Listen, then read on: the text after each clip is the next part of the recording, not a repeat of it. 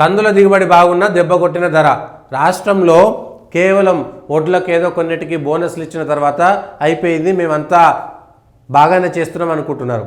రైతులకు సంబంధించి ఇప్పటికే భూముల సేకరణ, రైతులకు సంబంధించి భూసేకరణ చేయడమే పెద్ద ఇబ్బంది. ప్రాజెక్టుల పేరు మీద, అభివృద్ధి పేరు మీద పండినటువంటి పంటలకి మద్దతు ధర, కనీస మద్దతు ధర, వాటిని అమ్ముకునేటువంటి స్వేచ్ఛ లేనటువంటి పరిస్థితి ఎందుకు వస్తుంది? కేవలం ధాన్యం మాత్రమే కాదు కదా, వడ్లు మాత్రమే కాదు. గతంలో ఎర్రజొన్నల కోసం రాజశేఖర రెడ్డి అధికారంలో ఉన్నప్పుడు కూడా ఇక్కడ కొట్లాట్లైన నిజామాబాద్లా. మిర్చి రైతులకు బేడీలు వేసిరు కేసీఆర్ హయాంలా. అంతకుముందు విద్యుత్ కోసము కేసీఆర్ హయాంలో అదే పాత మెదక్ జిల్లాలో లాఠీ చార్జ్ చేసిరు. రైతులు ఎందుకు రోడ్డు ఎక్కాల్సి వస్తుంది? ఎందుకు వ్యవసాయ శాఖ కానీ, మార్కెటింగ్ శాఖ కానీ, మిగిలినటువంటి శాఖలు, ఆర్థిక శాఖ కానీ దీనిపైన సమన్వయంతో పనిచేయరు? ప్రతి శాఖకు సంబంధించినటువంటి అంశాలు, వాళ్ళకు సంబంధించినటువంటి అధికారులు, మంత్రివర్గం ఎందుకు సమీక్ష చేయదు? ధాన్యం కొనుగోలు మాత్రమే ఒక ఇబ్బంది అనేటువంటిది చూసుకుంటున్నాం, కానీ మిగిలినటువంటి పంటలు, ఇవాళ పసుపు బోర్డు వచ్చింది కదా, అట్లా మిగిలిన కేవలం ధాన్యం కాకుండా మిగిలిన పంటలు ఏమంటారు? వేసిన తర్వాత వాటికి మద్దతు ధర, కనీస మద్దతు ధర, రైతులు ఏ విధంగా బాగుపడాలి? వాళ్ళకి మార్కెటింగ్, వాళ్ళకి సంబంధించినటువంటి స్టోరేజు, అవన్నీ కూడా కష్టాలే. ఒక రైతు 5 ఎకరాలు, 3 ఎకరాలు, 2 ఎకరాలు ఉన్నటువంటి రైతు వాటిని ఎక్కువ కాలం స్టోర్ చేసుకోలేరు ఎక్కడ కూడా. వాళ్ళకేం గోదాములు ఉండయి, వాళ్ళకి పైసలు ఉండయి. వచ్చిన వెంటనే ఏదో ధరకు అమ్ముకోవాల్సి వస్తుంది. తక్కువ ధరకు అమ్మితే పెట్టిన పెట్టుబడి కూడా బయటికి రాదు.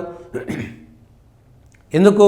ఇటు మొక్కజొన్న, వేరుశెనగ, పత్తి, మిర్చి అందరు రైతులు రోడ్లు ఎక్కుతున్నారు. ఒక్కో చోట ఒక్కోటి. ముఖ్యమంత్రి గారి సొంత జిల్లాలో కూడా పల్లి రైతులు నచ్చంపేటలో పెద్ద కొట్లాట అయింది. ఎందుకు జరిగింది అది? వేరుశెనగ రైతు ఎందుకు రోడ్ల మీదకి వస్తున్నారు? కూరగాయల పంటలకు సరిగ్గా వాటిని వాడుకునేటువంటి పద్ధతి ఉండదు. కూరగాయలకు సంబంధించి డిమాండ్ ఉంటుంది. ఒకేసారి టమాటాలు రోడ్డు మీద పడేస్తారు, ఒకేసారి టమాటాలు 100కు కిలో అవుతాయి. ఒకేసారి ఉల్లిగడ్డలు రోడ్డు మీద పడేస్తారు, ఒకేసారి ఉల్లిగడ్డలు 100 కిలో అవుతాయి. ఒకేసారి ఒక మిర్చికేమో 20,000, 30,000, 40,000కు క్వింటాల్ ధర అయిపోతుంది. ఒకేసారి 10,000కు పడిపోతుంది. కందుల రేట్లు పడిపోతాయి. కందుల రైతులు రోడ్డు మీదకి వస్తారు. ఈ ఏడాదిలో మిగిలినటువంటి ధాన్యం కాకుండా, ధాన్యంకు బోనస్ విషయంలోనే బోగస్ అనేటువంటి విషయం బయటపడిపోయింది. కేవలం సన్న ధాన్యానికి ఇస్తాము, దొడ్డు ధాన్యానికి ఏమో, దానికి ఇవ్వము, దీనికి ఇవ్వమని అందులో సగం మంది ఇబ్బంది పడ్డారు. ఎందుకు సమన్వయం కుదురుతలేదు ఎప్పుడైనా సరే? అందుకనే నేను కేసీఆర్ ప్రభుత్వంలో మిర్చి రైతులకు బేడీలు వేసారు.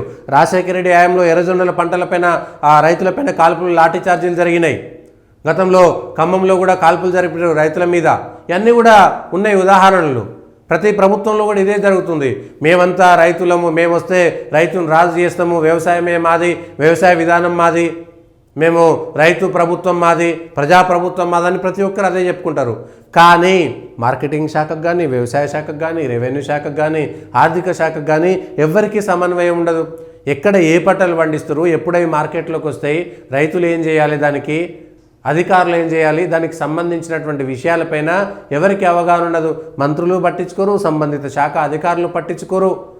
రైతులకేమో అప్పటికప్పుడు పండిన పంట అమ్మేసుకుంటే కానీ మళ్ళీ వాళ్ళు ఇంకో పంటకో, ఇంకొక వ్యవసాయానికో వెళ్ళలేనటువంటి పరిస్థితి.